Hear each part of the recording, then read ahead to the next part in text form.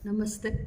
तो अब प्रस्तुत है मृत्युंजय का 38वां भाग। जब दुर्योधन और कर्ण और उनके 10 भाई और भी बहुत सारे राजा पूरे आर्यावर्त के सभी द्रौपदी के स्वयंवर में पहुँचे हैं।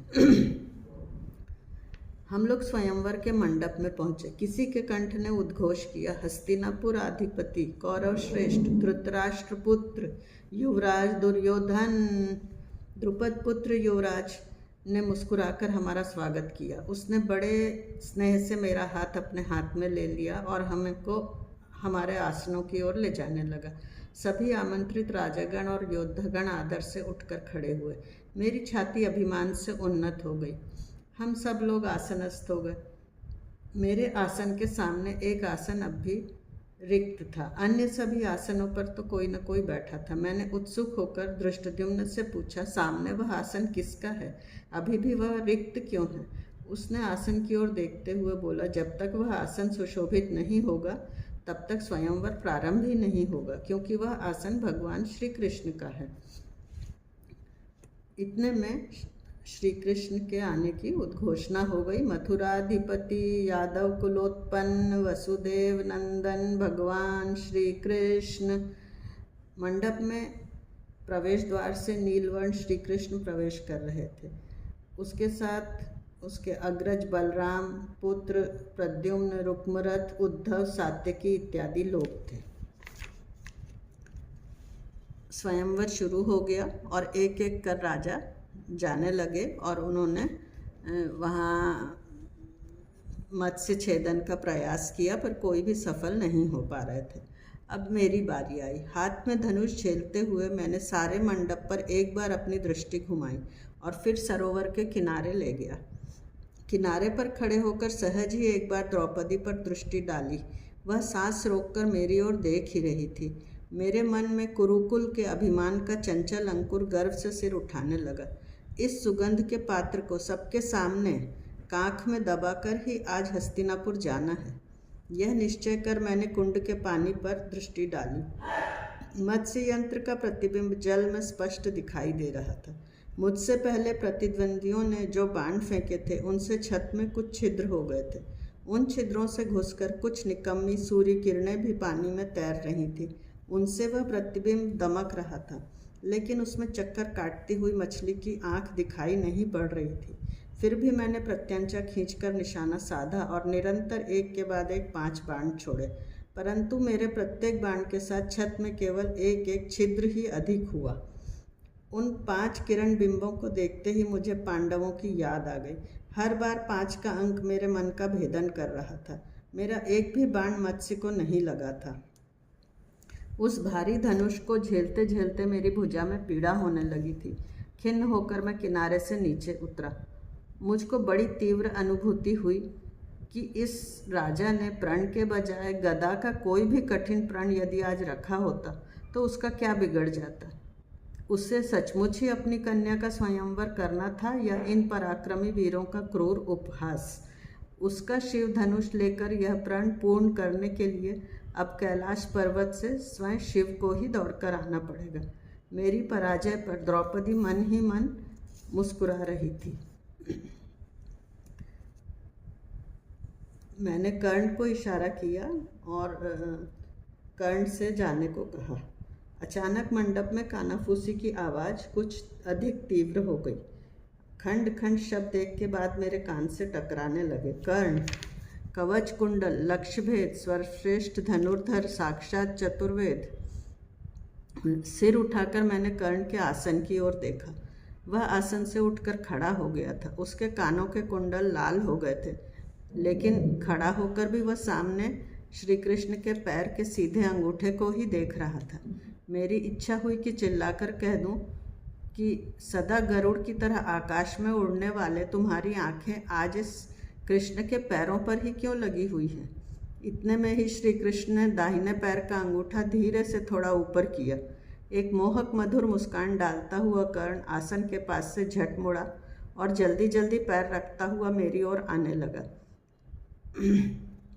उसकी आत्मविश्वास से पूर्ण तथा सुंदर चाल पर सभी प्रेक्षक इतने मुग्ध हो गए कि उसके धनुष को हाथ लगाने से पहले ही सबने प्रचंड तालियों से उसका स्वागत किया। छी, मैं भी कितना स्वार्थी था। इस प्रकार कर्ण का उपयोग कर मैं पांचाली को अपनी अर्धांगिनी बनाने वाला था। कितनी बड़ी अरसिकता होती है। पांचाली जैसी सुगंधमयी तो कर्ण जैसे सुवर्ण पुष्प को ही शोभा दे सकती थी। कर्ण और पांचाली की जोड़ी तो ऐसी लगती कि साक्षात उमाशंकर भी लज्जित हो जाते। मैंने अपना विचार बदल दिया। अब क्षण भर बाद ही कर्ण मत्स्यभेद करेगा। उसके मत्स्यभेद करने पर द्रौपदी का अंग देश की महारानी कहकर जयघोष करना है और यह घोषणा कर देनी है कि चंपानगरी अंग देश की राजधानी है। इतनी ही घोषणा करके चुप होना नहीं है, बल्कि कर्ण कुरुओं का सेनापति है यह कहकर उसको यथोचित गौरव भी प्रदान करना है। हस्तिनापुर को लौटने पर यह बात महाराज को अच्छी तरह समझाकर सेनापति पद की विधि भी पूरी करना है। हस्तिनापुर में राजकीय हाथी पर उन दोनों का जुलूस निकालना है। मैंने मन ही मन सब निश्चय कर डाला। क्षण भर में ही वह मेरे पास आ गया। उत्तरीय का लटकता हुआ छोर कमर के पास अधरिये में खोसा। केवल एक बार ही उसने मेरी ओर देखा।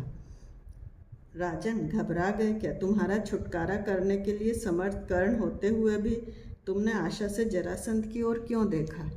उसने बड़ी सरलता से एक ही हाथ में वह भारी शिव धनुष ऊपर उठा लिया और कोई कुछ समझ पाए उसके पहले ही वह धनुष उसने क्षण भर में आकाश में फेंक दिया और फिर एक ही हाथ पर उसको अचूक झेल लिया, वैसे ही जैसे कोई छोटा बालक किसी खिलौने को ऊपर उछालकर झेल लेता है।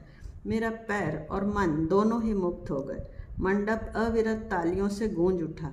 मुझको ऐसा लगा जैसे कर्ण का अर्धदान स्वीकार करने वाली गंगा की जल लहरें थिरक रही हों। यही वह सूची बाण था जिससे वह सदैव सूक्ष्म लक्ष्य का अचूक भेद करता था। प्रत्यंचा खींचकर सूची बाण चढ़ाकर उसने पानी में झांक कर देखा। घर घर घूमने वाली मत्स्य यंत्र की मछली की आंख पानी में कहाँ प्रतिबिंबित हो रही है, यह ढूंढने के लिए उसकी आंखें घूमने लगी। पानी में झांकने वाली उसकी पुष्ट गर्दन पर मोहक वलियां पड़ गई थी। हरिण पर छलांग लगाने से पहले सिंह जैसा पैंतरा लेता है, ठीक वैसा ही अचूक पैंतरा उसने ले रखा था। द्रुपद कन्या पांचाली का जीवन उस बाण की नोक पर से यात्रा करता हुआ कर्ण के चरणों पर गिरने वाला था। सब ने कौतूहल से उत्सुकता की ओर कर्ण के प्रति निश्चल आदर से सांस रोक ली थी। वही एकमात्र दिव्य क्षण था।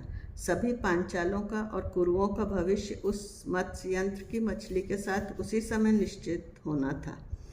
पांचाली का जीवन ही कर्ण के प्रकाश में सहवास में प्रफुल्लित होने वाला था।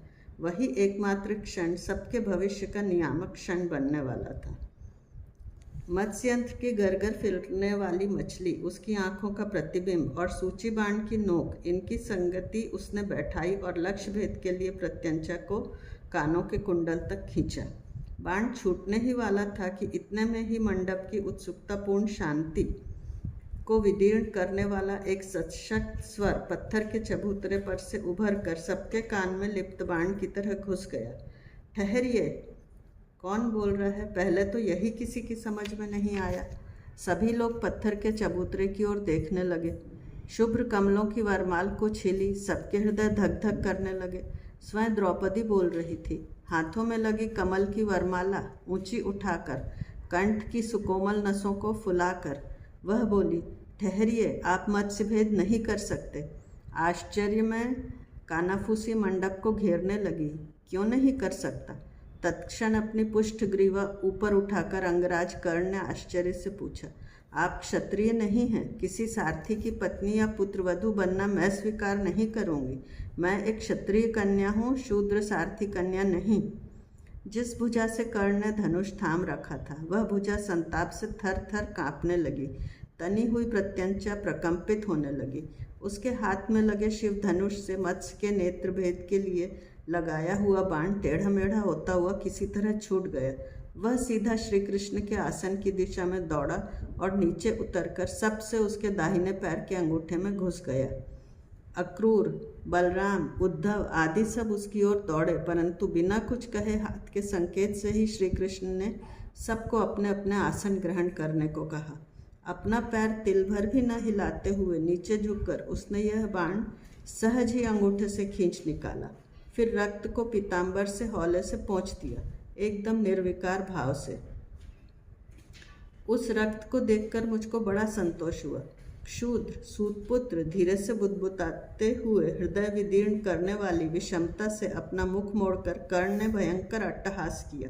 कैसा था वह हास्य? यह केवल हास्य नहीं था, आक्रोश स्त्रियों का स्वभाव धर्म है। कर्ण वैसा आक्रोश नहीं कर सकता था, इसलिए वह हंसा था, परंतु उसका हास्य आक्रोश से भी अधिक हृदय विदारक था।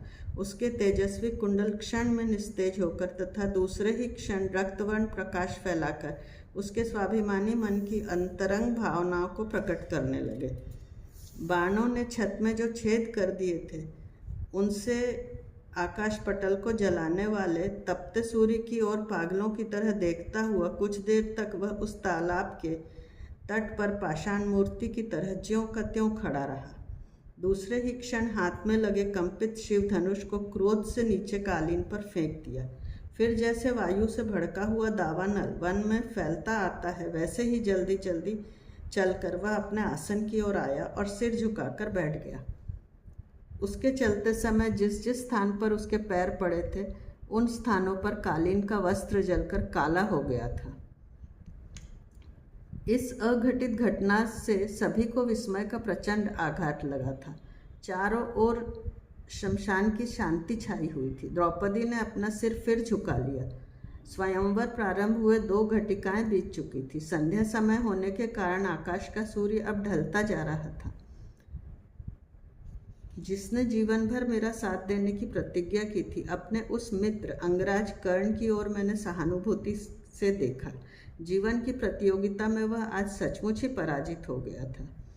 मेरा मन हो रहा था मैं उठूं और चिल्लाकर सबसे कह दूं, कर्ण हीन नहीं है, उसको इस प्रकार उसकी अवमानना मत करो। वह अंग देश का अभिषिक्त राजा है, स्वतंत्र है, उसके कानों में प्रकाशवान कुंडल हैं, देह पर अभेद्य कवच है, वह श्रेष्ठ है। मैं उठने का प्रयत्न कर ही रहा था, इतने में ही सामान्य दर्शकों के आसन से उठा हुआ एक दाढ़ी जटाधारी ब्राह्मण सबको दूर हटाता हुआ आता हुआ मुझको दिखाई दिया। मेरी कन्या का पाणी ग्रहण करने की पात्रता आज आर्यावर्त के एक भी क्षत्रिय राजा में नहीं है, क्या मैं यही समझ लूं? एक तुच्छ लकड़ी की मछली ने आज निखिल आर्यावर्त को जीत लिया है, यह समझकर यज्ञदेव से मिली हुई अपनी इस सुगंधित कन्या को मैं फिर यज्ञदेव के धधकते हुए कुंड में विवश होकर धकेल दूं क्या? द्रुपद ने जोर से कहा। नहीं, वह दाढ़ी जटाधारी ब्राह्मण युवक मंडप के मध्य भाग में आता हुआ अभिमान से बोला। उसने अपनी देह पर भगवा अंगोछा डाल रखा था, सारे शरीर पर उसने भस्म पोत रखी थी, इसलिए वह कैसा है वह नहीं समझ में आ रहा था। वह चाल अर्जुन की चाल से बहुत मिलती जुलती थी। कहीं वह अर्जुन ही तो नहीं था? मेरा शंकाकुल मन क्षण भर के लिए कांप उठा, लेकिन यह असंभव बात थी। अर्जुन तो कभी का मृत्युग्रस्त हो चुका था, उसका पिशाच भी स्वयंवर मंडप में नहीं आ सकता था। यदि आ भी जाता तो शिव धनुष को हाथ लगाने का साहस वह कभी नहीं करता। मैंने यह सुन रखा था कि पिशाच शिव से डरते हैं। यह अध्याय हम यहीं समाप्त करते हैं, शेष अगले में।